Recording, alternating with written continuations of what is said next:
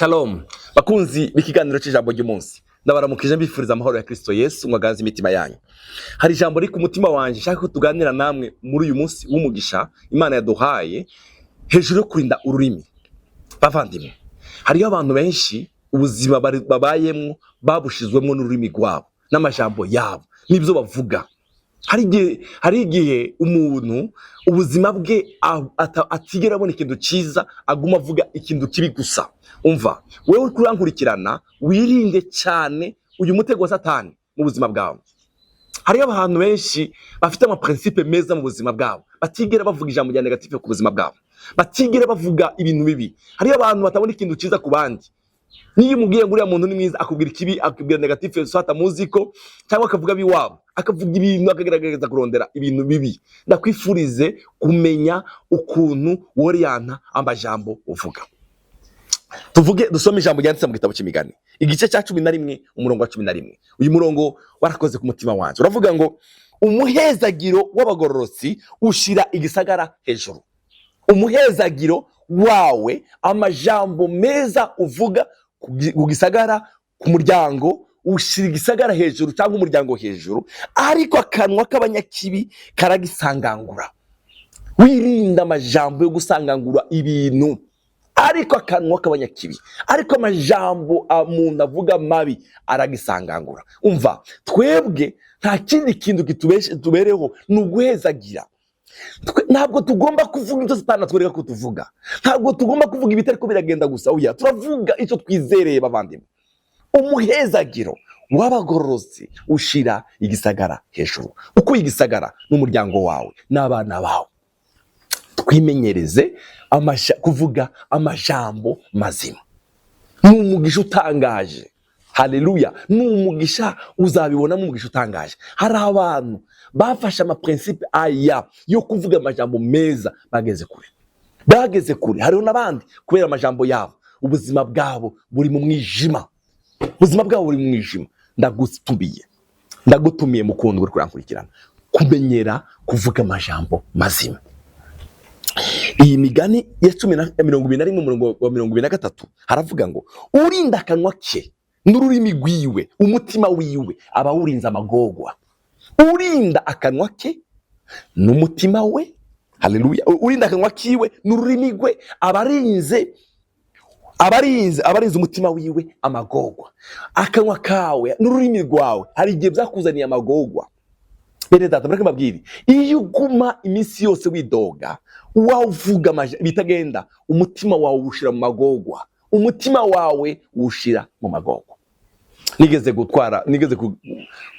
kuja mu modoka n'umumama umwe n'abandi bantu, tutangira kubwira umushoferi wahenze amafaranga ari menshi. Umumama nkora arambwira, mwene data, nimba utafite urukuzuza ugenda n'amaguru. Ndamubwira kubera ko mbwiye gutyo. Arambwira ngo iwe yafashe decision yo kutidoga. Yarambwiye ngo sinshobora kwidoga. Bene data, murazi yuko amajambo mabi tuguma tuvuga, tuguma tubika muri twebwe. Hariho bamwe avira mu ingwara. Murabizi neza. Murazi ko ari imitima irushe, imitima yijiriwe, imitima ibabaye kubera amajambo bavuga. Kubera ukutavuga iciza, ugumuvuga ikibi, niko umutima wawe ugumujamwo ibintu bibi. Sohora aya majambo ari mabi ava mu kanwa kawe kugira ngo umutima wawe ubeho mu mahoro unezerewe. Salomo yavuze ijambo ryiza, yavuze ngo urinda akanwa ki.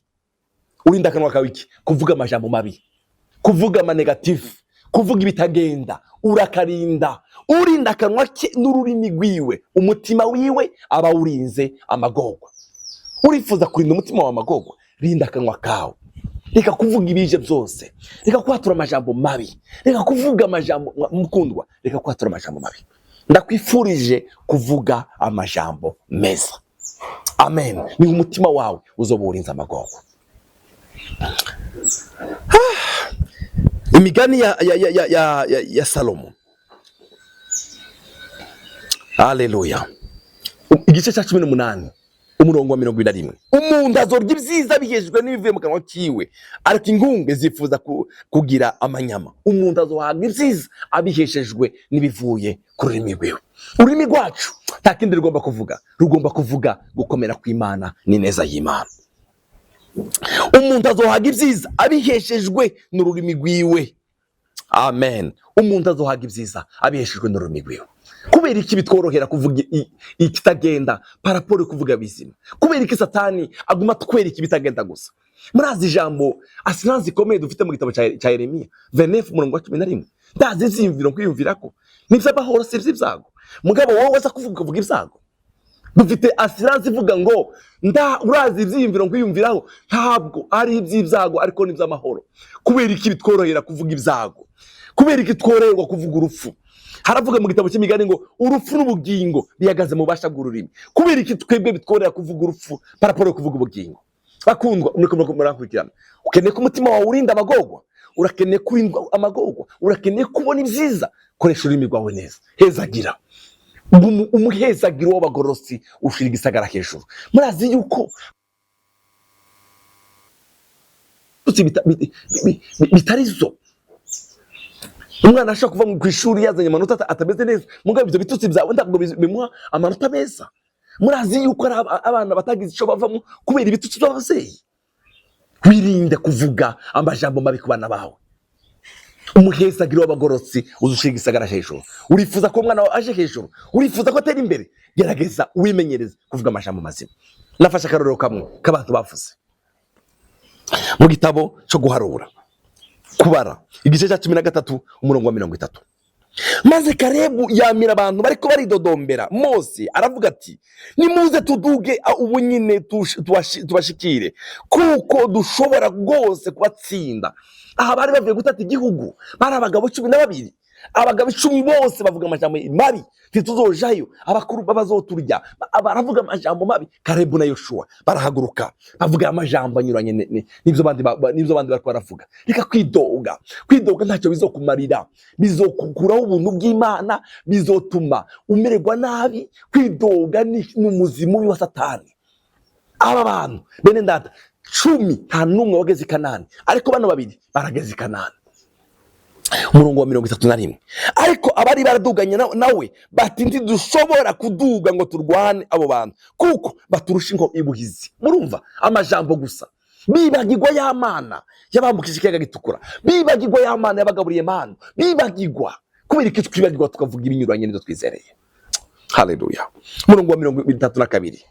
Babarya Bisirayeli bati inkuru z'icamvutu n'icyo gihugu batase bati igihugu twakinyuragiyemo turagitata, ni igihugu kimiragura abantu baho. Murumva nawe aya majambo, ni igihugu kimiragura abantu baho. Nari mwabona igihugu kimiragura abantu, kandi abantu bose twahabonye n'abagabo barebare cyane, kandi twabonye ibigatanya aribo Banaki bakomotse kubigatanya nyine. Ku ruhande rwacu twabonye ko tubameze ko nk'izige, nabo kandi bakabona ko ariko tumeze. Murumva namwe inzige twabona barisuzuguye bishira hasi. Yosuwa na Kalebu barabona nimuze tugende, tuzobarya rwa mutsima y'Amana yabanye natwe. Bavandimwe, koresha ururimi rwawe neza kuko niho umugisha wawe uhagaze. Koresha ururimi rwawe neza, imenyereze kuvuga amajambo mazima. Amen. Reka ndangirize kuri Zaburi. Haleluya. Zaburi 109:17 haravuga ngo yakunda kuvuma kuko amusubirako, yakunda kuvuma kuko amusubirako, kandi ntiyanezerwa no guhezagira kuko abakure yiwe. Ibyo ukunda nizo bizagukurikira. Yakunda kuvuma bikamuzako, ntiyakunda guhezagira kuko aja kure yiwe. Ndakwifurije gukoresha ururimi rwawe mu guhezagira. Imana igushoboze gukoresha ururimi rwawe. Imana yo mu ijuru igushoboze. Yesu aguhezagire. Reka dusengane nawe. Data, mu izina rya Kristo Yesu, turagusabye udushoboze, uduhe imbaraga. Amen.